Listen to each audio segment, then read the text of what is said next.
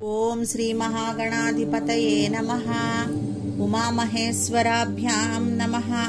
కార్తీక పురాణము 20వ అధ్యాయము. నదీ స్నాన దీపదాన ఫలితాలు. పురంజయుని కథ. వశిష్ఠుడు మిథిలా నగరాధీశ జనక మహారాజా నిరంతర పుణ్యకార్యాలతో అలరారే పర్వాల మాసము కార్తీక మాసము అని తమరు చెప్పారు. ఆ మాసము యొక్క ఔన్నత్యము ఎంత చెప్పినా తరగనే తరగదు. పురంజయుని కథ ఈ కార్తీక మాస మహిమను గురించి మరింత తేటతెల్లము చేస్తుంది. పూర్వం అగస్త్య మహర్షికి అత్రి మహర్షి చెప్పిన దానినే నేను నీకు ఈరోజు చెబుతున్నాను, శ్రద్ధావంతుడవై విను అని చెప్తున్నారట. ధర్మవేత్త దేవాంశ సంభూత అగస్త్య మహర్షి కార్తీక మాస మహాత్మ్యమును మీ చేత చెప్పించుకొని వినాలని ఉన్నది, అనుగ్రహించమని అత్రి మహర్షిని వేడుకున్నారు. అగస్త్య మహర్షి ఈ కార్తీక మాసము అనేది చాలా పుణ్యప్రదమైన మాసము. ఈ మాసంలో నెల రోజులు నదీ స్నానము చేయటము, దీపదానము చేయటము వలన కలిగే ఉత్తమమైన ఫలితాలు వర్ణించి చెప్పటానికి వీలు కానివి. సమస్త పాతకాలు వీటి వలన తొలగిపోతాయి, దుఃఖాలన్నీ నశిస్తాయి, పుణ్యలోకాలు సిద్ధిస్తాయి.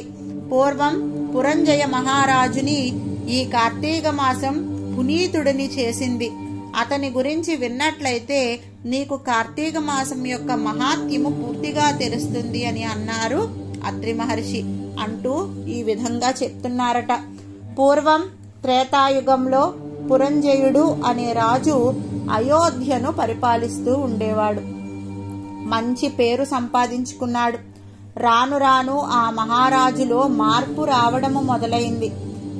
వంది మాగదుల కైవారాల వలన, స్తుతులు స్తోత్రాల వలన, తనను చూసి శత్రురాజులు పడుతున్న భయాందోళనల వలన తనకు తానే సాటి అనే అహంకారం పెరిగిపోయింది. పరిపాలనా విషయాలపై శ్రద్ధ తగ్గిపోయింది. వినోద విషయాలపై మోజు పెరిగిపోయింది. ఇతరులు ఇచ్చిన సలహా సంప్రదింపులను నిర్లక్ష్యం చేస్తూ ఉండేవాడు. రాను రాను ప్రజారంజకత్వానికి బదులు ప్రజాకంటకుడిగా తయారయ్యాడు.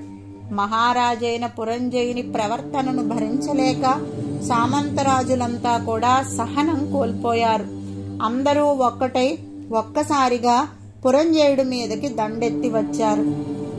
పురంజయుడి రథమునకు పంచకళ్యాణి గుర్రాలు పూంచబడేవి.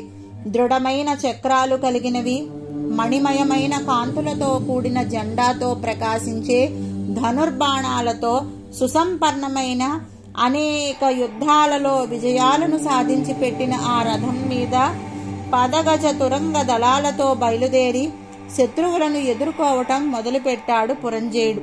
బాణాలతో, గదలతో, ఇంకను అనేక విధాలైన అస్త్రశస్త్రాలతో సంకుల సమరము జరుగుతోంది. అయితే అహంకారం అనేది మానవుని పతనానికి పునాదిరాయి. ఆ పునాదిరాయే కదిలితే భవనము ఎలా నేలమట్టమైపోతుందో అదేవిధంగా అహంకారము అనేది ఎంత పెరిగితే అంత త్వరగా మానవుడు పతనమైపోతాడు అనే విషయాన్ని సూచిస్తుంది ఈ యొక్క కథ. దీనితో 20వ అధ్యాయము పారాయణము సంపూర్ణ.